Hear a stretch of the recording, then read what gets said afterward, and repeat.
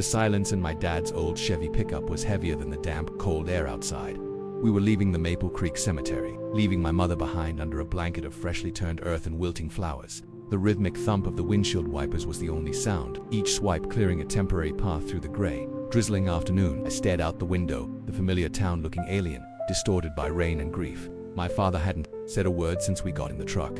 His hands, usually so steady, were clamped white-knuckled on the steering wheel. Then his voice, raspy and thin, cracked the silence like a stone hitting ice. Leo, I have to tell you something. Something about your mother. About how we really met.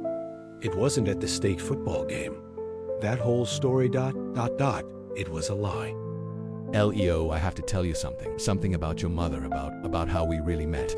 It wasn't at the state football game, that whole story ... it was a lie.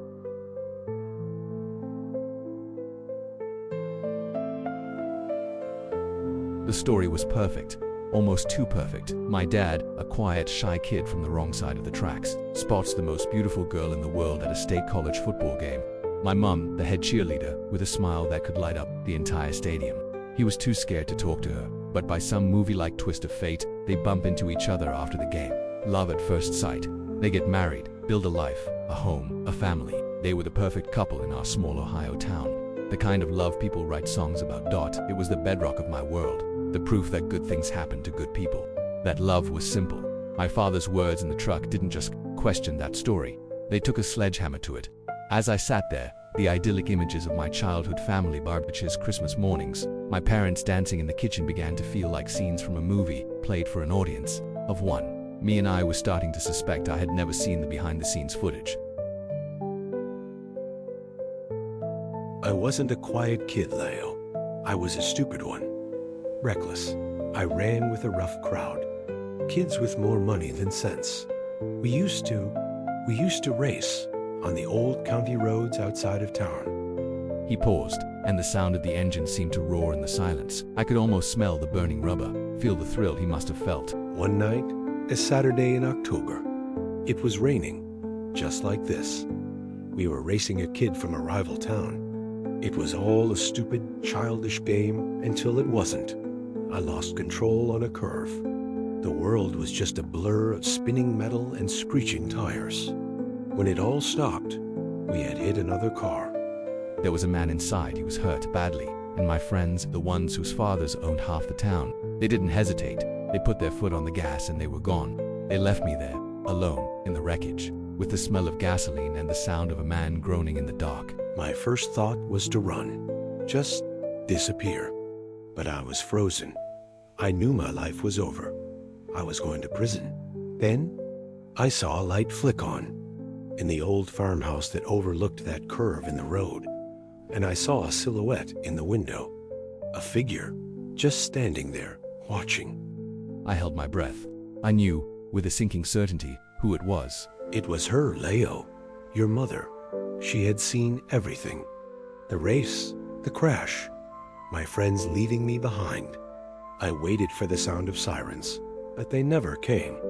Instead, about 10 minutes later, I saw a figure walking down the long driveway, holding a lantern. It was your mother, and she wasn't angry. She was calm. She looked at the wreck. She looked at me, covered in mud and blood, and she said the words that changed our lives forever.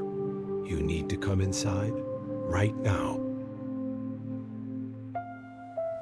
She looked at me and said she knew who my friends were. She knew their families would hire lawyers that would bury me and walk away clean. She'd seen it happen before. She said she had a proposition. She would be my alibi. She would say I was. With her all night that we were on a date. In exchange, I had to get her out of that town. She wanted a new life, away from her family, away from that place. She wanted a husband, a protector, a ticket out. Our marriage was the deal. We were married a week later at the county courthouse. No family, no friends, just two witnesses we pulled off the street. I was 19, she was 18. Our wedding vows weren't about love, honor, and cherish. They were an unspoken pact of silence, a contract sealed in fear. The truck rumbled on, leaving the town behind us. I looked at my father, this man who was suddenly a stranger. I felt a surge of anger, of betrayal. My entire life, my identity, was built on top of a crime scene, a cover-up. But here's the part I need you to understand, Leo. The lie. It became real. The fear that bound us together slowly, over years, turned into something else. It turned into dependence, then respect, and then love. A deep, quiet, unshakable love, because we were the only two people on earth who knew the truth. We were a nation of two, and protecting that secret, protecting our family, protecting you, became the most important thing in the world. I fell in love with the woman who saved me, and she fell in love with the man she created. He finally looked at me, his eyes swimming with tears that had refused to fall at the funeral. I loved your mother more than my own life, Leo. And the secret, it was the price we paid to have that life, to have you. I didn't know what to say. I didn't know who to be angry at. The reckless boy my father once was. The calculating girl my mother had been. All I knew was that the simple, perfect story was gone forever.